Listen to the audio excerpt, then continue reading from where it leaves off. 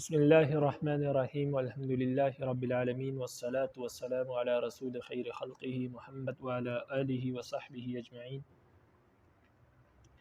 سبحانک لا علم لنا الا ما علمتنا انک انت العلیم الحکیم ربی زدنی علما ربی زدنی علما ربی زدنی علما ربی شرح لی صدری ویسر لی امری واحلل عقدۃ من لسانی یفقهوا قولی باب فی القران۔ قران اصل میں کہتے ہیں باب فی الاقران، اقران کہتے ہیں ملانے کو، اور اسی طرح قرآن کا بھی ایک مادہ یہ قرن سے ہے، یعنی وہ کتاب جس کے مضامین آپس میں جڑے ہوئے ہیں، اور یہ کتاب مخلوق اور خالق کو آپس میں جوڑتی ہے، یعنی ان کا تعلق قائم کرتی ہے، اس لیے اس کو قرآن کہتے ہیں۔ اور قرأ یقرأ سے بھی ہے، اس اعتبار سے اس کو کہا جاتا ہے کہ دنیا میں سب سے زیادہ پڑھی جانے والی کتاب، اس لیے اس کو قرآن کہتے ہیں۔ یہاں بھی اقران ہے، اقران کہتے ہیں ملانے کو۔ تو حج قران یا حج اقران، اس کا معنی یہ ہوتا ہے کہ عمرے کو حج کے ساتھ ملایا جائے۔ حج قران اسے کہتے ہیں کہ حج اور عمرے کا اکٹھا احرام باندھ لے، یہ بات پہلے بھی گزر چکی۔ تو حج قران کہ حج اور عمرے کے اکٹھا احرام باندھ لے، اور میقات سے حج اور عمرے کے اکٹھا احرام باندھے، اور پھر وہاں جا کر عمرہ ادا کرے، اور پھر ایام حج میں جو ہے وہ حج ادا کرے۔ لیکن عمرے کے بعد یہ شخص احرام کی پابندیوں سے آزاد نہیں ہوگا، حلال نہیں ہو سکتا، یعنی جب تک یہ مکہ میں رہے گا عمرے کے بعد تو احرام میں ہی رہے گا، حالت احرام میں ہوگا، اور احرام کی پابندیاں جو ہے وہ اس پر لاگو ہوں گی۔ احرام کی پابندیوں کو پورا کرنا اس پر لازم ہوگا، احرام میں رہے گا۔ پھر جب حج سے فارغ ہوگا تب یہ احرام سے حلال ہوگا، اور احرام کھولنے کی اس کو اجازت ہوگی۔ تو حج اور عمرے کے اکٹھا احرام باندھے، پھر عمرہ کر کے یہ حلال نہیں ہو سکتا جب تک کہ حج سے فارغ نہ ہو جائے۔ تو عمرہ کر کے بھی پھر احرام میں رہے گا، حالت احرام میں، اور پھر جب حج کر لے گا تو اس کے بعد پھر حلال ہو جائے گا، تو اس کو حج قران کہتے ہیں۔ اور حج تمتع گزر چکا کہ وہاں جا کر پہلے عمرہ کرے، اور اس کے بعد پھر یہ ہے کہ عمرے سے حلال ہو جائے، احرام کی پابندیاں ختم ہو جائیں گی۔ پھر 8 ایام حج میں، یعنی 8 ذی الحجہ کو حج کا احرام باندھے دوبارہ میقات سے، مسجد عائشہ سے، اور پھر واپس آ کر طواف قدوم کرے اور حج کے ارکان ادا کرے، اور اس کے بعد پھر حلال ہو جائے، تو یہ حج تمتع ہے۔ تو حج تمتع میں احرام کی پابندیاں زیادہ نہیں ہوتی، عمرے سے حلال ہو جاتا ہے انسان۔ لیکن حج قران میں جب دونوں کے اکٹھے ارادہ کیا، ایک ہی احرام، حج قران کا مطلب یہ ہے کہ حج اور عمرے کا ایک ہی احرام باندھا، یہاں سے میقات سے گزرتے ہوئے حج اور عمرے کا ارادہ کر کے ایک ہی احرام باندھا، اور دونوں کے لیے ایک ہی تلبیہ کہا، تو پھر حج قران ہوگا۔ تو پھر جب تک حج سے فارغ نہیں ہوگا یہ حلال نہیں ہو سکتا۔ اور حج تمتع یہ ہے کہ میقات سے عمرے کا احرام باندھے، وہاں پر عمرہ ادا کرے، پھر جب ایام حج آ جائے تو پھر مسجد عائشہ جا کر وہاں دوبارہ حج کا احرام باندھے، اور پھر واپس آ کر حج کرے۔ تو آج کل جو حاجی ہیں ان کو یہی مشورہ دیا جاتا ہے کہ وہ حج تمتع کرے، یہاں سے جاتے ہوئے جب میقات سے گزرے یا لملم سے، تو وہاں پر عمرے کے احرام باندھے، وہاں جا کر عمرہ ادا کرے، حلال ہو جائے، اور پھر جب ایام حج آ جائے تو مسجد عائشہ جا کر وہاں پر حج کا احرام باندھے، اور واپس آ کر حج کے ارکان ادا کرے۔ تو اس طرح درمیان کے جو ایام ہوتے ہیں، 15-20 ایام جو ہوتے ہیں، تو ان میں وہ مشقت سے بچ جائیں گے اور احرام کی پابندیوں سے بچ جاتے ہیں، تو اس طرح ان کے لیے آسانی ہوتی ہے۔ وگرنہ اگر 15-20 دن وہ حالت احرام میں گزارے تو اس میں سے بہت سے احرام کی پابندیوں کو پورا نہیں کر پاتے، اور بہت سی پابندیوں کو وہ توڑ دیتے ہیں، جس کی وجہ سے ان پر بار بار جو ہے وہ دم لازم ہوتا ہے، تو اس وجہ سے ان کے لیے مشقت ہوتی ہے، تو اس لیے حج تمتع کا ان کو مشورہ دیا جاتا ہے۔ اب آپ کتاب کو دیکھیں، فرماتے ہیں وبی قال حدثنا احمد بن حنبل قال حدثنا هشيم قال اخبرنا يحيى بن ابي اسحاق وعبد العزيز بن صهيب وحميد الطويل عن انس بن مالك انهم سمعوه يقول سمعت رسول الله صلى الله عليه وسلم يلبي بالحج والعمرة جميعا يقول لبيك عمرة وحجا لبيك عمرة وحجا۔ انس بن مالک رضی اللہ تعالیٰ عنہ سے روایت ہے کہ لوگوں نے انہیں کہتے سنا، یعنی لوگوں نے حضرت انس رضی اللہ عنہ کو کہتے سنا کہ میں نے رسول اللہ صلی اللہ علیہ وسلم کو حج اور عمرے دونوں کا تلبیہ پڑھتے سنا۔ آپ فرما رہے تھے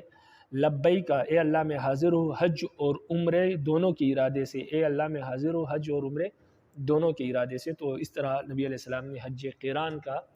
تلبیہ کہا۔ وبی قال، تو نبی علیہ السلام نے پہلے بھی یہ بات میں نے عرض کی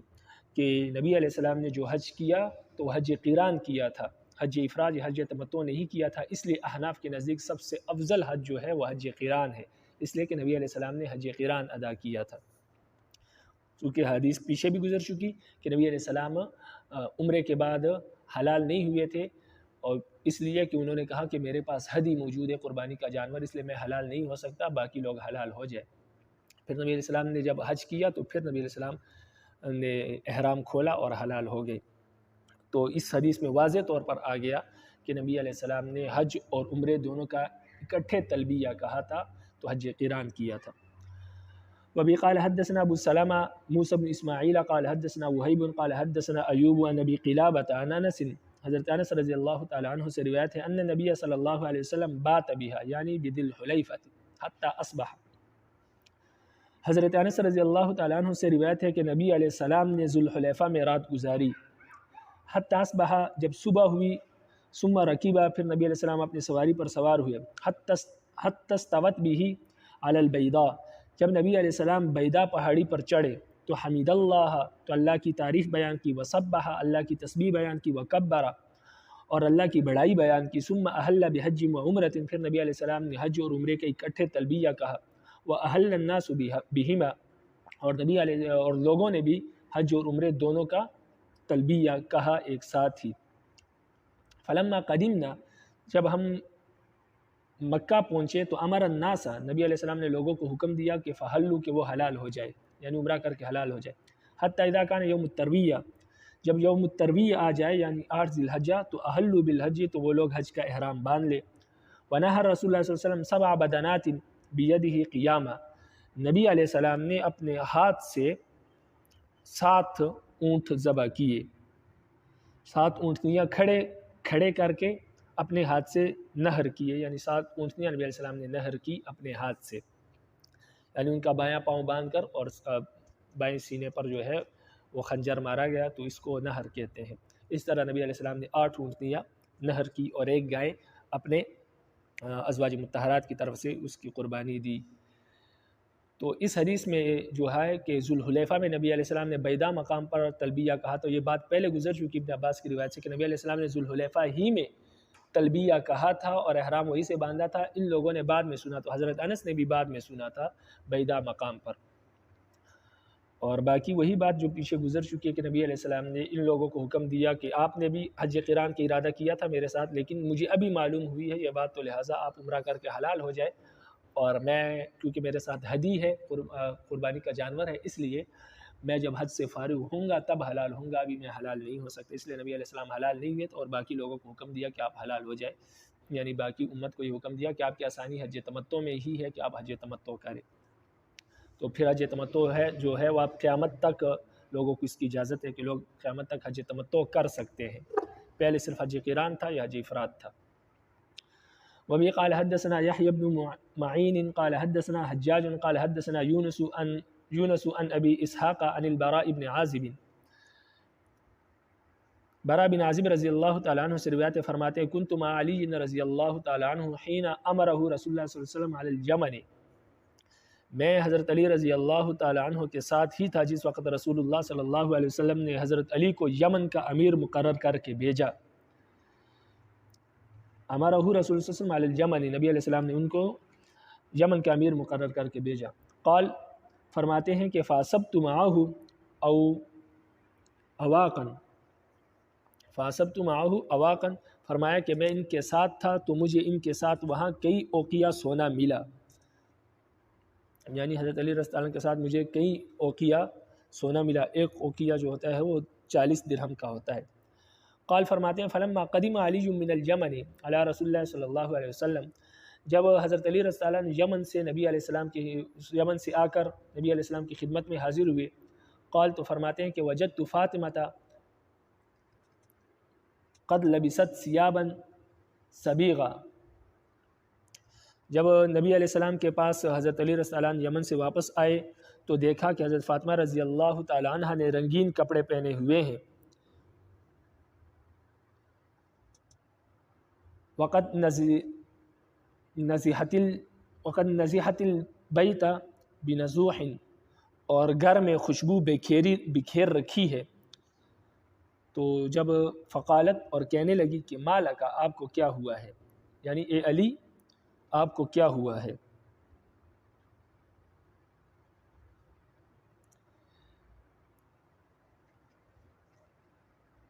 فإن رسول اللہ صلی اللہ علیہ وسلم قد امر اصحابہ فأحلوا،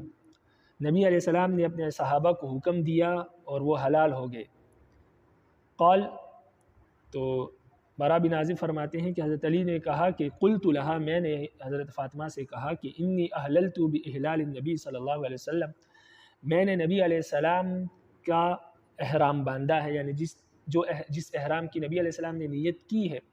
میں نے بھی اسی احرام کی نیت کی ہے۔ تو نبی علیہ السلام نے حج اور عمرے دونوں کی، حج قران کی نیت کی تھی، تو لہٰذا میری بھی حج قران کی نیت ہے، اور نبی علیہ السلام کے ساتھ بھی ہدی ہے، قربانی کا جانور ہے، اور میرے ساتھ بھی قربانی کا جانور ہے، تو نبی علیہ السلام ابھی تک حلال نہیں ہوئے تو میں بھی حلال نہیں ہو سکتا۔ قال، فرماتے ہیں کہ فاتیت النبی صلی اللہ علیہ وسلم، میں نبی علیہ السلام کی خدمت میں حاضر ہوا، فقال علی کیف صنعت، تو نبی علیہ السلام نے مجھے کہا کہ علی آپ نے کیا ارادہ کیا ہے۔ قال، تو راوی کہتے ہیں کہ حضرت علی نے کہا کہ حضرت علی کہتے ہیں کہ میں نے کہا کہ احللت باحلال النبی صلی اللہ علیہ وسلم، میں نے بھی آپ صلی اللہ علیہ وسلم کا احرام باندھا ہے، یعنی جس احرام کا تلبیہ آپ نے کہا ہے میں نے بھی اسی کی ارادہ کیا ہے، یعنی میں نے بھی حج قران کی ارادہ کی ہے۔ قال، تو نبی علیہ السلام نے فرمایا کہ فإنی قد سقت الہدی وقرنت، تو نبی علیہ السلام نے فرمایا کہ میں تو ہدی اپنے ساتھ لے کر آیا ہوں، قربانی کا جانور، وقرنت، اور میں نے حج قران کی ارادہ کیا ہے۔ قال، تو حضرت علی نے، راوی کہتے ہیں کہ فقال علی، حضرت علی فرماتے ہیں کہ نبی علیہ السلام نے پھر مجھے کہا کہ انہر من البدن 67، کہ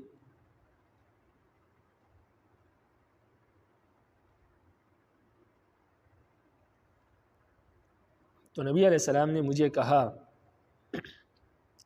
کہ تم 67 یا 66 اونٹ میری طرف سے نہر کرو، یعنی وہ اپنے ساتھ یمن سے کافی اونٹ لے کر آئے تھے، تو نبی علیہ السلام نے کہا کہ ان میں سے 100 اونٹ ہیں، ان 100 اونٹوں میں سے میری طرف سے 67 یا 66 اونٹ اپنے ہاتھ سے تم نہر کرو، اس کو ذبح کرو۔ وامسک لنفسک 33 او 34، اور اپنے لیے 33 یا 34 اونٹ چھوڑ دو، یعنی وہ تم چھوڑ دو اور باقی 67 یا 66 اونٹ آپ میری طرف سے نہر کرو۔ وامسک لی من کل بنانۃ منہا بضعہ، اور ہر اونٹ میں سے ایک ایک ٹکڑا گوشت کا میرے لیے رکھ دو، یعنی گوشت کے ٹکڑوں میں سے ہر ایک ٹکڑا میرے لیے رکھ دو۔ اب اس حدیث کا مطلب یہ ہے کہ برا بن عازب فرماتے ہیں کہ نبی علیہ السلام نے حضرت علی کو یمن بھیجا، اور نبی علیہ السلام حج کو آگے، تو حضرت علی رضی اللہ تعالیٰ عنہ کو بھی جب علم ہوا کہ نبی علیہ السلام حج کو آئے ہیں، تو حضرت علی رضی اللہ عنہ یمن سے حج کے ارادے سے آئے اور مکہ پہنچے، اور حضرت علی نے ارادہ کیا میقات پہ جب پہنچے کہ میں بھی وہی تلبیہ کہتا ہوں اور وہی احرام باندھتا ہوں جو نبی علیہ السلام نے احرام باندھا ہے۔ تو نبی علیہ السلام نے حج قران کے احرام باندھا تھا، اور ان کے پاس قربانی کا جانور بھی تھا، تو حضرت علی رضی اللہ عنہ کے پاس بھی قربانی کے جانور تھے، وہ اپنے ساتھ لائے تھے، اور انہوں نے بھی حج قران کی ارادہ کیا، کیونکہ نبی علیہ السلام کا احرام حج قران کا تھا، تو ان کا بھی حج قران کا ہو گیا۔ جب یہ پہنچے تو حضرت فاطمہ رضی اللہ عنہ نے جو خیمہ لگایا تھا،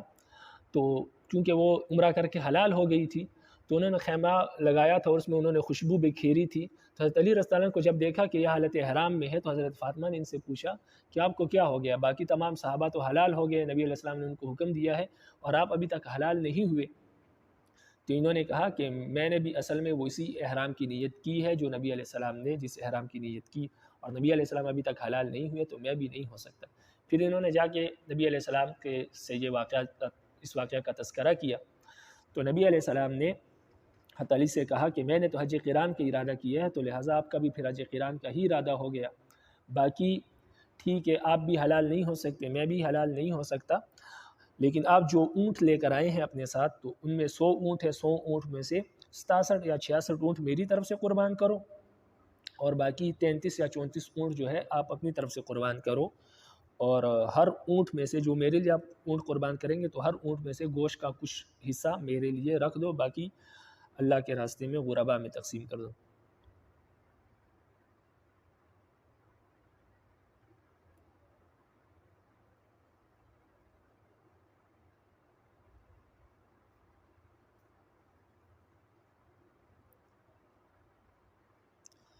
اس حدیث میں ایک وہم پیدا ہوتا ہے کہ نبی علیہ السلام نے حضرت علی سے کہا کہ آپ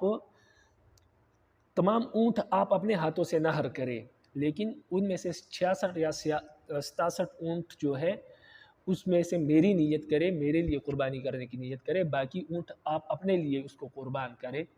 تو اس سے معلوم ہوتا ہے کہ اس حدیث میں کہ حضرت علی رضی اللہ تعالیٰ عنہ نے تمام اونٹ اپنے ہاتھوں سے ذبح کیے، نہر کیے، حالانکہ یہ بات درست نہیں ہے، بلکہ بہت سی حدیثوں میں یہ بات ثابت ہے کہ اکثر اونٹ خود رسول اللہ صلی اللہ علیہ وسلم نے اپنے ہاتھ سے نہر کیے، یہ بات آگے آ بھی جائے گی۔ تو نبی علیہ السلام نے بہت سے اونٹ اپنے ہاتھوں سے، یعنی 66 یا 67 اونٹ نبی علیہ السلام نے اپنے ہاتھ سے نہر کیے، اور باقی 34 یا 33 اونٹ حضرت علی رضی اللہ عنہ نے نہر کیے۔ تو نبی علیہ السلام نے جو اس حدیث میں یہ فرمایا حضرت علی کو کہ تم میری طرف سے 66 یا 67 اونٹ نہر کرو، اس کا معنی یہ ہے کہ انہیں نہر کرنے کے لیے تیار کرو اور انہیں ذبح خانے لے چلو، میں اپنے ہاتھ سے انہیں نہر کروں گا، یہ مطلب ہے۔ یہ نہیں مطلب کہ حضرت علی کہ علی تم اپنے ہاتھ سے اس کو نہر کرو، بلکہ مطلب یہ کہ نہر کے لیے اس کو تیار کرو، میں خود آ کر اس کو نہر کروں گا، باقی اونٹ جو ہے 33 34 وہ پھر آپ اپنے ہاتھ سے نہر کریں۔ تو باقی حدیثوں میں یہ بات وضاحت کے ساتھ آئی ہے، یہ حدیث جو ہے اس میں وہم آ گیا ہے کچھ، لیکن اصل میں جو صحیح حدیث ہے، باقی احادیث سے یہ بات معلوم ہوتی ہے کہ 100 کے 100 اونٹ نبی علیہ السلام کی طرف سے تھے، 100 کی 100 اونٹ نبی علیہ السلام کی قربانیاں تھیں، لیکن نبی علیہ السلام نے اس میں 66 یا 67 اونٹ خود اپنے ہاتھوں سے نہر کیے، اور باقی حضرت علی سے کہا کہ علی باقی اونٹ تم میرے لیے اپنے ہاتھ سے نہر کرو، تو باقی اونٹ حضرت علی رضی اللہ عنہ نے نہر کیے، 100 کی 100 قربانیاں تھیں۔ باقی اس حدیث سے جو یہ وہم پیدا ہوتا ہے کہ نبی علیہ السلام کے لیے 67 اونٹ حضرت علی نے نہر کیے اور باقی اپنے لیے نہر کیے، تو یہ بات درست نہیں ہے، بلکہ اس حدیث کا مطلب یہ ہے کہ علی تم ان اونٹوں کو تیار کرو، اتنے اونٹ میں اپنے ہاتھوں سے ذبح کروں گا، نہر کروں گا، اور باقی تم میرے لیے 33 یا 34 اونٹ تم میرے لیے نہر کرو، یہ مطلب ہے۔ وبه قال حدثنا عثمان بن ابي شيبه قال حدثنا جرير بن عبد الحميد عن منصور عن ابي وائل قالت سبي بن مرصد اهللت بهما معا فقال عمر هديت لسنة نبيك علیہ السلام۔ ابو وائل کہتے ہیں کہ سبی بن معبد سے کہا کہ میں نے حج اور عمرے دونوں کا ایک ساتھ احرام باندھا، تو عمر رضی اللہ تعالیٰ عنہ نے کہا کہ تمہیں اپنے نبی کی سنت پر عمل کرنے کی توفیق ملی، یعنی سبی بن معبد نے کہا کہ میں نے حج اور عمرے دونوں کے ایک ساتھ احرام باندھا ہے، تو حضرت عمر رضی اللہ عنہ نے جب یہ بات سنی تو پھر کہنے لگے کہ تمہیں اپنے نبی کے سنت پر عمل کرنے کی اللہ نے توفیق دی ہے، توفیق ملی ہے آپ کو۔ تو اس حدیث سے معلوم ہوا کہ حج قران سب سے افضل ہے، کیونکہ نبی علیہ السلام نے حج قران کیا تھا، اور لیکن حج قران میں مشقت بہت ہے، تو بعض لوگوں کو اللہ توفیق دے دیتے ہیں تو حج قران کر لیتے ہیں۔ تو حضرت عمر رضی اللہ عنہ نے اس پر خوشی کا اظہار کیا کہ آپ کو مبارک ہو، آپ کو رب العالمین نے اپنے نبی کی سنت پر عمل کرنے کی توفیق دی ہے، اور آپ کو یہ توفیق ملی ہے، آپ کو یہ مبارک ہو۔ گویا حضرت عمر رضی اللہ عنہ نے ان کو ایک قسم کی مبارکباد دی اس پر کہ آپ کو اپنے نبی کی سنت پر عمل کرنے کی توفیق ملی ہے۔ تو اس حدیث سے معلوم ہوتا ہے کہ حج قران، حج کے جو 3 اقسام ہیں ان تینوں قسموں میں سے حج قران سب سے افضل ہے، اور نبی علیہ السلام نے بھی حج قران کیا تھا، اس لیے حج قران سب سے افضل ہے، یہی احناف کا مسلک ہے۔ لیکن اس میں مشقت بہت ہے، تو جو شخص مشقت برداشت کر سکتا ہے، حرام کی پابندیوں کو برداشت کر سکتا ہے، تو وہ تو حج قران کرے، وگرنہ اگر اس کو معلوم ہے کہ حج کی پابندیوں کو برداشت نہیں کر سکے گا تو ایسی صورت میں وہ پھر حج تمتع کرے۔ وبه قال حدثنا النفيلي قال حدثنا مسكين عن الأوزاعي عن يحيى بن أبي كثير عن إكرمة حضرت اکرمہ رحمہ اللہ سے مروی ہے، فرماتے ہیں کہ سمعت ابن عباس، میں نے ابن عباس رضی اللہ تعالیٰ عنہ کو سنا، یقول وہ فرما رہے تھے کہ حدثنی عمر بن الخطاب رضی اللہ تعالیٰ عنہ، کہ مجھے عمر بن خطاب رضی اللہ تعالیٰ عنہ نے حدیث بیان کی کہ انہ سمع رسول اللہ صلی اللہ علیہ وسلم یقول، کہ حضرت عمر رضی اللہ تعالیٰ عنہ نے نبی علیہ السلام کو یہ فرماتے ہوئے سنا کہ اتانی اللیلۃ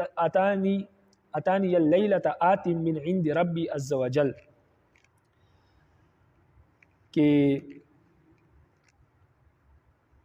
میرے پاس اللہ کی طرف سے ایک رات میں اللہ کی طرف سے ایک فرشتہ آیا، قال وهو بالعقیق، اور نبی علیہ السلام اس وقت وادی عقیق میں تھے، یعنی اللہ کی طرف سے میرے پاس ایک آنے والا آیا، یعنی جبریل علیہ السلام مراد ہے کہ جبریل علیہ السلام میرے پاس رات کو آئے، اور اس وقت میں وادی عقیق میں تھا۔ حضرت عمر فرماتے کہ اس وقت نبی علیہ السلام وادی عقیق میں تھے۔ فقال، اور حضرت جبریل کہنے لگے کہ صلی فی ھذا الوادی المبارک، فرمایا کہنے لگے کہ اس مبارک وادی میں نماز پڑھو، یعنی جبریل نے نبی علیہ السلام سے کہا کہ آپ اس مبارک وادی میں نماز پڑھو۔ وقال عمرۃ فی حجۃ، اور کہا کہ عمرہ حج میں شامل ہے، یعنی اللہ نے عمرے کو حج میں شامل کر دیا ہے، یعنی آج کے بعد حج تمتع اور حج قران کرنے کی اجازت اللہ نے دے دی۔ قال ابو داود، امام ابو داود رحمہ اللہ فرماتے ہیں کہ رواہ الولید بن مسلم وعمر بن عبد الواحد فی ھذا الحدیث عن الاوزاعی، فرماتے ہیں کہ ولید بن مسلم اور عمر بن عبد الواحد نے اس حدیث میں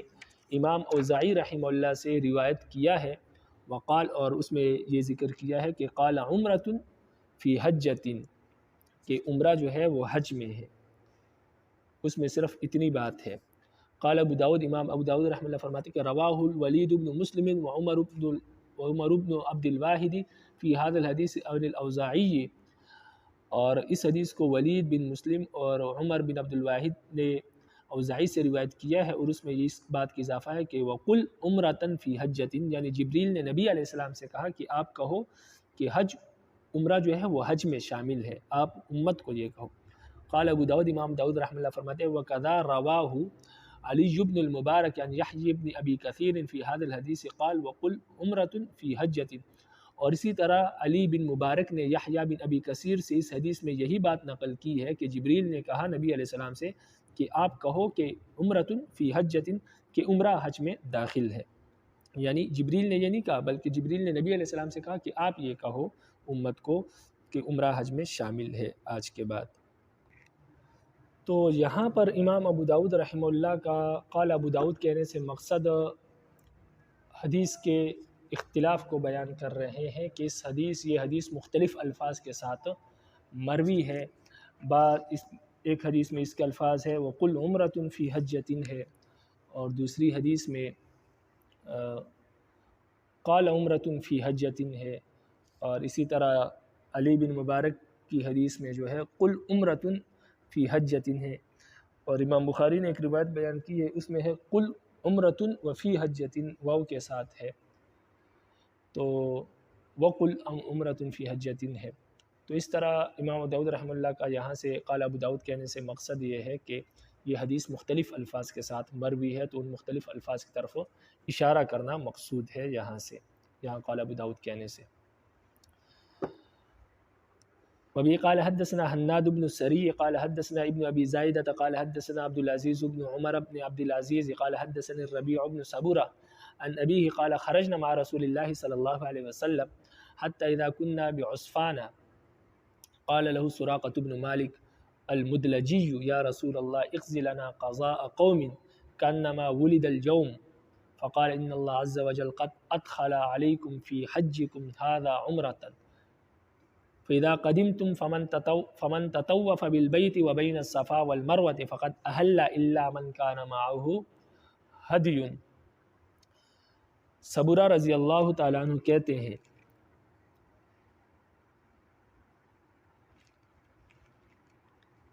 کہ ہم نبی علیہ السلام کے ساتھ حج کو نکلے، یہاں تک کہ جب ہم عصفان مقام پر پہنچے تو آپ صلی اللہ علیہ وسلم سے سراقہ بن مالک مدلجی نے کہا کہ اللہ کے رسول آج ایسا بیان فرمائے جیسے ان لوگوں کو آپ ایسا بیان فرمائے جیسے ان لوگوں کو سمجھاتے ہیں جو ابھی پیدا ہوئے ہیں، بالکل یعنی ہمارے لیے بالکل کھول کھول کر ہر چیز بیان کر دے اور ایسا سمجھے جیسے کہ ہم ابھی پیدا ہوئے ہیں، ہمیں کسی چیز کا علم نہیں ہے، اس طرح ہمارے لیے بیان کرے گویا کہ ہم آپ کے سامنے 9 مولود بچے بیٹھے ہوئے۔ فقال، تو نبی علیہ السلام نے فرمایا ان اللہ عز وجل قد ادخل علیکم فی حجکم ھذا عمرہ، تو نبی علیہ السلام نے فرمایا کہ اللہ تعالیٰ نے تمہارے لیے عمرے کو تمہارے حج میں داخل کر دیا ہے، لہذا فَإِذَا قَدِمْتُمْ، لہذا جب تم مکہ پہنچو، فَمَن تَطَوَّفَ بِالْبَيْتِ وَبَيْنَ الصَّفَا وَالْمَرْوَةِ فَقَدْ أَحَلَّ، تو جو بیت اللہ کا طواف کرے اور سعی بین الصفا والمروہ کر لے، یعنی عمرہ کر لے، فقط احل، تو وہ حلال ہو جائے، یعنی قصر کر لے اور احرام کھول لے، کیونکہ عمرے کے یہی 3 کام ہیں، احرام باندھنا، 4 کام بلکہ آپ کہہ لیں، احرام باندھنا، طواف بیت اللہ کرنا، اور اسی طرح طواف کے بعد سعی بین صفا والمروہ کرنا، اور آخری کام حلق کرنا، سر منڈوانا یا بال کٹوانا، تو یہ 4 کام کرنے سے عمرہ ادا ہو جائے گا۔ تو نبی علیہ السلام نے فرمایا احرام تو آپ نے باندھا ہے، وہاں 2 کام اور کر لے، طواف کر لے اور سعی بین صفا والمروہ کر لے، تو عمرہ ہو گیا۔ اس کے بعد پھر آپ بس سر کے بال کاٹ لیں تو آپ کو عمرہ ہو جائے گا، آپ حلال ہو جائیں گے۔ تو لہٰذا وہاں پر پہنچ کر آپ اس طرح عمرہ کر لیں اور حلال ہو جائیں۔ الا من کان معہ ھدی، ہاں مگر جس کے پاس قربانی کا جانور اپنے ساتھ لے کر گیا ہے، قربانی کا جانور جس کے ساتھ موجود ہے، وہ حلال نہیں ہو سکتا، وہ تب حلال ہوگا جب وہ قربانی حج سے فارغ ہوگا، یعنی اس کا حج قران ہے، وہ حج تمتع نہیں کر سکتا۔ وبه قال حدثنا عبد الوهاب بن نجدہ قال حدثنا شعیب بن اسحاق عن ابن جریج وحدثنا ابو بکر بن خلاد قال حدثنا يحيى المعنى عن ابن جریج قال اخبرني الحسن بن مسلم عن طاووس عن ابن عباس ان معاوية بن ابي سفيان اخبره قال قصرت عن النبي صلى الله عليه وسلم بمشقص على المروة او رأيته يقصر عنه على المروة بمشقص۔ عبداللہ بن عباس رضی اللہ عنہ سے روایت ہے کہ معاویہ بن ابی سفیان نے انہیں خبر دی، وہ کہتے ہیں کہ میں نے مروہ پر نبی علیہ السلام کے بال تیر کی دھار سے کاٹے، یا یوں ہے کہ میں نے آپ کو دیکھا کہ مروہ پر تیر کے پیکان سے آپ کے بال کاٹے جا رہے ہیں۔ اور بخاری میں صرف اتنا ہے کہ میں نے آپ کے بال تیر کی دھار سے کاٹے۔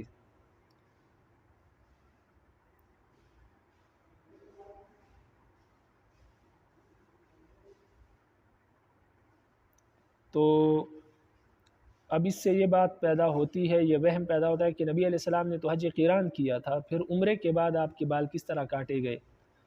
تو اصل میں یہ راوی کو اصل میں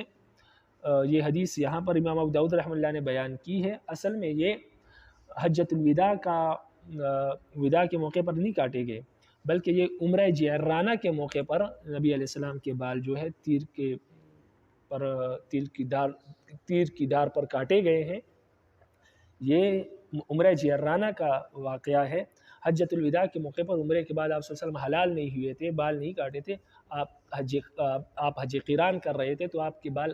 حج کے بعد کاٹے گئے، اس لیے یہ جو واقعہ ہے یہ حج قران میں ذکر کیا، لیکن یہ عمرہ جعرانہ کا واقعہ ہے۔ اور یہ بھی ممکن ہے کہ یہاں پر انہوں نے ذکر کیا، لیکن اس سے مراد یہ ہو کہ نبی علیہ السلام جب حج قران سے فارغ ہوئے تو اس وقت نبی علیہ السلام کے بال جو ہے وہ تیر کی دھار پر کاٹے گئے۔ عمرے کے بعد کا جو ہے یہ درست نہیں ہے، یہ عمرے کے بعد کا جو وہم پیدا ہو رہا ہے یہ درست نہیں ہے، یہ حج کے بعد کاٹے گئے۔ وبه قال حدثنا الحسن بن علي ومحمد بن يحيى المعنى كلاهما قال حدثنا عبد الرزاق قال اخبرنا معمر عن ابن طاووس عن ابيه عن ابن عباس رضی اللہ تعالی عنہما ان معاویہ قال له اما علمت انی قصرت عن رسول اللہ صلی اللہ علیہ وسلم بمشقص اعرابی علی المروۃ بحجته۔ عبداللہ بن عباس رضی اللہ عنہ کہتے ہیں کہ معاویہ رضی اللہ عنہ نے ان سے کہا کہ کیا تمہیں نہیں معلوم کہ میں نے مروہ پر رسول اللہ صلی اللہ علیہ وسلم کے بال ایک اعرابی کے تیر کی پیکان سے کاٹے، حسن کی روایت میں ہے لحجتی، یعنی آپ کے حج میں انہوں نے اس طرح آپ کے بال کاٹے۔ تو اس حدیث نے وضاحت کر دی کہ یہ جو نبی علیہ السلام کے بال تیر کے دار پر کاٹے گئے تھے یا صلی اللہ علیہ وسلم کے حج کے موقع پر کاٹے گئے تھے، عمرے کے موقع پر نہیں کاٹے گئے تھے، یعنی حج کے بعد یہ کاٹے گئے، عمرے کے بعد نہیں۔ ابھی قال حدثنا معاذ بن ابی قال حدثنا معاذ قال اخبرنا ابی قال حدثنا شعبة عن مسلم القری سمع ابن عباس يقول اهل النبي صلی اللہ علیہ وسلم بعمرة واهل اصحابه بحجة۔ مسلم قری سے روایت ہے کہ انہوں نے ابن عباس رضی اللہ عنہ کو کہتے ہوئے سنا کہ نبی علیہ السلام نے عمرے کا تلبیہ پکارا اور آپ کے صحابہ کرام نے حج کا، لیکن یہ حدیث باقی حدیثوں کے خلاف ہے، لہٰذا یہ حدیث منکر ہے۔ نبی علیہ السلام نے حج اور عمرے دونوں کا تلبیہ کہا تھا، صرف عمرے کا نہیں کہا تھا۔ وبی قال حدثنا عبد الملک بن شعیب بن اللیث قال حدثني ابی عن عقیل عن ابن شہاب عن سالم بن عبد اللہ ان عبد اللہ بن عمر رضی اللہ تعالیٰ عنہما قال، عبداللہ بن عمر رضی اللہ عنہما سے روایت ہے، فرماتے کہ تمتع رسول اللہ صلی اللہ علیہ وسلم فی حجۃ الوداع بالعمرۃ الی الحج، نبی علیہ السلام نے حجۃ الوداع کے موقع پر عمرے کو حج کے ساتھ ملا کر تمتع کیا۔ انہوں نے اس کو تمتع کہا ہے، لیکن یہ تمتع نہیں تھا، حج اور عمرے کو ایک ہی احرام کے ساتھ ملایا تھا، ایک ہی احرام دونوں کا باندھا تھا، تو یہ حج قران ہے، اس کو حج تمتع نہیں کہتے، لیکن انہوں نے تمتع کا لفظ استعمال کیا، یہ بطور اصطلاح کے نہیں ہے، یہ لغوی معنی میں استعمال کیا ہے۔ وَتَمَتَّعَ النَّاسُ مَعَ رَسُولِ اللَّهِ صلی اللہ علیہ وسلم بِالْعُمْرَةِ إِلَى الْحَجِّ، اور لوگوں نے بھی آپ کے ساتھ عمرے کو حج کے ساتھ ملا کر فائدہ حاصل کیا، یعنی حج قران کیا۔ فَكَانَ مِنَ النَّاسِ مَنْ أَهْدَى فَسَاقَ الْهَدْيَ، تو ان میں سے لوگوں میں سے بعض ایسے تھے جو ہدی لے کر آئے تھے اور ان کے پاس ہدی تھی، وہ اپنی ہدی لے کر آئے، اور ان میں سے بعض وہ تھے جو وہ ہدی لے کر نہیں آئے تھے، یعنی قربانی کا جانور لے کر نہیں آئے تھے۔ فلما قدم رسول اللہ صلی اللہ علیہ وسلم مکہ، جب نبی علیہ السلام مکہ پہنچے، قال للناس، تو لوگوں سے کہا کہ من کان منکم اہدا، جو تم میں سے جانور لے کر آئے ہیں قربانی کا، فإنہ لا یحل له من شیء حرم منہ، تو ان کے لیے تو کوئی چیز حلال نہیں ہو سکتی جو ان کے لیے احرام کی وجہ سے حرام ہے، حتی یقضی حجہ، یہاں تک کہ وہ اپنے حج کے ارکان پورے کر لے۔ ومن لم یکن منکم اہدا، اور ان میں سے جو شخص ہدی لے کر نہیں آئے ہیں اپنے ساتھ، فلیطف بالبیت وبالصفا والمروہ ولیقصر ولیحلل، تو جو ہدی لے کر نہیں آئے ہیں وہ تو بیت اللہ کا طواف کرے اور سعی بین صفا والمروہ کرے اور سر کے بال کاٹے اور حلال ہو جائے، ثم لیحل بالحج، پھر بعد میں حج کا احرام باندھے، والیہدی، اور پھر بعد میں قربانی کرے۔ فمن لم یجد ہدیا فلیصم ثلاثۃ ایام فی الحج وسبعۃ اذا رجعتم اذا رجع الی اہلہ، اور جس شخص کے پاس قربانی کا جانور نہ ہو تو وہ قربانی کے بدلے میں 3 روزے ایام حج میں رکھے، یہاں پر حج میں رکھے، اور 7 روزے جب اپنے گھر واپس لوٹ جائے، اپنے ملک واپس، اپنے شہر واپس لوٹ جائے تو وہاں پر 7 روزے رکھے۔ وطاف رسول اللہ صلی اللہ علیہ وسلم حین قدم مکہ فاستلم الرکن اول شیء، تو جب نبی علیہ السلام مکہ پہنچے تو نبی علیہ السلام نے طواف کیا، سب سے پہلے آپ صلی اللہ علیہ وسلم نے حجر اسود کا استلام کیا۔ استلام کہتے ہیں کہ حجر اسود کو بوسہ دیا، یا دور سے حجر اسود کی طرف تکبیر تحریمہ کی طرح ہاتھ اٹھا کر، اس کو استلام کہتے ہیں، ہاتھ اٹھانا اور پھر اپنے ہاتھوں کو چوم لینا، اس کو استلام کہتے ہیں۔ اگر دور ہے تو استلام کرے، اگر قریب ہے تو پھر بوسہ دے، تو اس کو استلام کہتے ہیں۔ تو نبی علیہ السلام نے استلام کیا، یعنی بوسہ دیا سب سے پہلے حجر اسود کو۔ ثم خب 3 اطواف، پھر نبی علیہ من السبع، پھر 7 طواف میں سے 3 چکر نبی علیہ السلام نے رمل کیا۔ رمل کہتے ہیں اکڑ کر چلنے کو، نبی علیہ السلام اکڑ کر چلے تاکہ مشرکین مکہ کو پتہ لگے کہ مسلمان کمزور نہیں ہوئے ہیں۔ ان لوگوں کا یہ خیال تھا کہ مدینہ کی آب و ہوا کی وجہ سے مسلمان کمزور ہو گئے، تو نبی علیہ السلام نے یہ حکم دیا کہ 3 چکر طواف کے اکڑ کر لگائے، اکڑ کر چلے تاکہ ان کو معلوم ہو کہ مسلمان کمزور نہیں ہوئے ہیں۔ تو نبی علیہ السلام نے 3 چکر طواف کے کیے، اس میں رمل کیا، اکڑ کر چلے۔ یہ اکڑ کر چلنا آج بھی سنت ہے حاجیوں کے لیے، لیکن مردوں کے لیے ہے، عورتوں کے لیے یہ سنت نہیں ہے۔ ومشى 4 اطواف، اور 4 چکروں میں نبی علیہ السلام جو ہے درمیانی چال چلے، جس طرح انسان چلتا ہے۔ ثم لم يحلل من الشيء، ثم رکع حين قضى طوافه بالبيت عند المقام رکعتين ثم سلم، پھر نبی علیہ السلام جب طواف سے فارغ ہوئے تو آپ نے مقام ابراہیم پر 2 رکعت پڑھی، پھر سلام پھیرا، فانصرف، تو نبی پھر چلے فات الصفا، تو نبی علیہ السلام صفا پہاڑی پر آ گئے، فطاف بالصفا والمروہ سبعۃ اطواف، تو نبی علیہ السلام نے پھر صفا سعی بین الصفا والمروہ کے ساتھ 7 چکر کاٹے، ثم لم یحلل من شیء حرم منہ، تو اس وقت نبی علیہ السلام کے لیے کوئی چیز حلال نہیں ہوئی جو نبی علیہ السلام پر حرام تھی احرام کی وجہ سے، یعنی عمرے کے بعد نبی علیہ السلام حلال نہیں ہوئے، باقی لوگ حلال ہوئے کہ لیکن نبی علیہ السلام کا حج قران تھا تو وہ عمرے کے بعد حلال نہیں ہوئے، حتی قضا حج، یہاں تک کہ نبی علیہ السلام نے اپنا حج پورا کیا، حج کے ارکان پورے کیے، ونحر ہدیہ یوم النحر، اور یوم النحر کے دن یعنی قربانی کے دن اپنے قربانی کو قربان کیا، ذبح کیا، وافاظ، اور پھر بیت اللہ کا طواف اضافہ کیا، فطاف بالبیت، اور بیت اللہ کا طواف کیا یعنی یہ طواف زیارت کی، ثم حل من کل شیء حرم منہ، پھر نبی علیہ السلام کے لیے ہر وہ چیز حلال ہوگی جو احرام کی وجہ سے ان پر حرام تھی، وفعل مثل ما فعل رسول اللہ صلی اللہ علیہ وسلم من اہدى وساق الہدی من الناس، اور ان لوگوں نے بھی نبی علیہ السلام کی طرح عمل کیا جن لوگوں کے پاس قربانی کا جانور موجود تھا اور اپنے ساتھ لے کر آئے تھے، تو ان لوگوں میں نے بھی نبی علیہ السلام کی طرح یہ تمام افعال کیے اور عمرہ کر کے وہ حلال نہیں ہوئے بلکہ وہ لوگ اپنے حج کو پورا کرنے کے بعد حلال ہوئے۔ وبی قال حدثنا القعنبی عن مالک عن نافع عن عبد الله بن عمر عن حفصة زوج النبي صلی اللہ علیہ وسلم انها قالت یا رسول اللہ ما شأن الناس قد حلوا او لم تحلل وانت من عمرتك فقال انی لبت رأسی وقلدت هدی فلا احل حتى انحر۔ ام المؤمنین حضرت حفصہ رضی اللہ تعالی عنہ کہتی ہے کہ انہوں نے نبی علیہ السلام سے پوچھا کہ اللہ کے رسول کیا وجہ ہے کہ لوگوں نے احرام کھول دیا ہے لیکن آپ نے اپنے عمرے کا احرام نہیں کھولا؟ آپ صلی اللہ علیہ وسلم نے فرمایا میں نے اپنے سر میں تلبیت کی تھی اور ہدی کو قلادہ پہنایا تھا، تو میں اس وقت تک حلال نہیں ہو سکتا جب تک کہ ہدی یعنی اپنی قربانی کے جانور کو ذبح نہ کر لوں۔ قلت الہدی یعنی میں نے اپنے ہدی کا جانور اپنے ساتھ لے کر آیا ہوں، قربانی کا جانور، اس لیے میں حلال نہیں ہو سکتا۔ اور تلبیت کہتے ہیں اپنے سر کے بالوں کو کسی چیز سے چمٹا لینا، پہلے لوگ شہد لگا کر اپنے سر کے بالوں کو چمٹا لیتے تھے تاکہ سر کے بال حج کے دوران تنگ نہ کرے،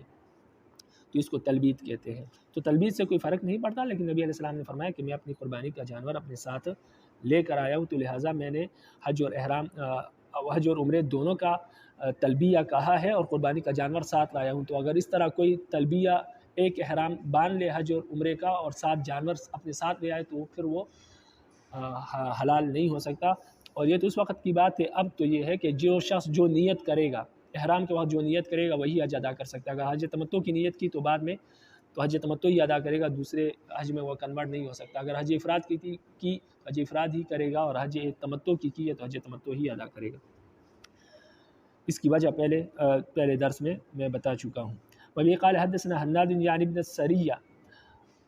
السري عن ابي زائدة قال اخبرنا محمد بن اسحاق عن عبد الرحمن بن الاسود عن سليم بن الاسود ان ابا ذر كان يقول في من حج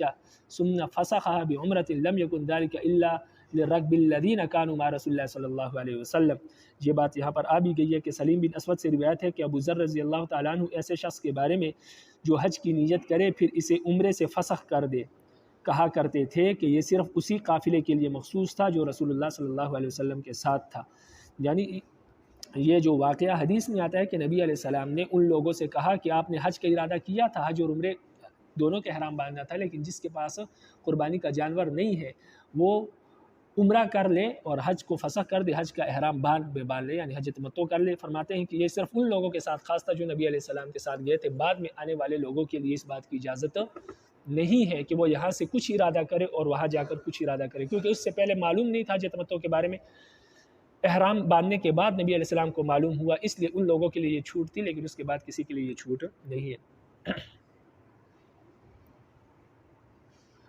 وبه قال حدثنا النفيلي قال حدثنا عبد العزيز يعني ابن محمد قال اخبرنا ربيعة بن ابي عبد الرحمن عن الحارث بن هلال بن الحارث عن ابيه قال قلت يا رسول الله فسخ الحج لنا خاصة او لما بعدنا قال بل لكم خاصة۔ بلال بن حارث رضی اللہ تعالیٰ عنہ کہتے ہیں کہ میں نے عرض کیا کہ اللہ کے رسول حج کا عمرے کے ذریعے فسخ کرنا یعنی اپنے حج قران کے کا جو ہم نے ارادہ کیا تھا اس کو فسخ کر کے حج تمتع کرنا یعنی عمرہ کرنا اور پھر بعد میں حج کے احرام باندھنا، یہ جو آپ نے ہمارے حج کو عمرے کے ذریعے فسخ کیا یعنی حج قران کو حج تمتع میں کنورٹ کر دیا، یہ ہمارے لیے خاص ہے یا ہمارے بعد والے لوگوں کے لیے بھی ہے کہ وہ حج قران کو حج تمتع میں کنورٹ کر سکتے ہیں یا حج افراد میں کر سکتے ہیں؟ تو یہ صرف ہمارے لیے خاص ہے یا بعد میں آنے والوں کے لیے بھی ہے؟ قال، تو نبی علیہ السلام نے فرمایا بل لکم خاصہ، یہ صرف تمہارے لیے خاص ہے، بعد میں آنے والے لوگوں کے لیے اجازت نہیں ہے، اس لیے کہ ابھی معلوم نہیں تھا آنے سے پہلے، تو احرام کے بعد پتہ لگا اس لیے آپ کے لیے چھوٹ ہے، لیکن آج کے بعد تو امت کو پتہ لگ گیا ہے تو وہ آنے سے پہلے ہی احرام باندھنے سے پہلے ہی ارادہ کر لے تو پھر احرام باندھے اس کا، تو اس کے ان لوگوں کے لیے اجازت نہیں ہے کہ ایک حج کا احرام باندھے اور پھر اس کو کنورٹ کرے۔ آپ کے لیے اس لیے چھوٹ تھی کہ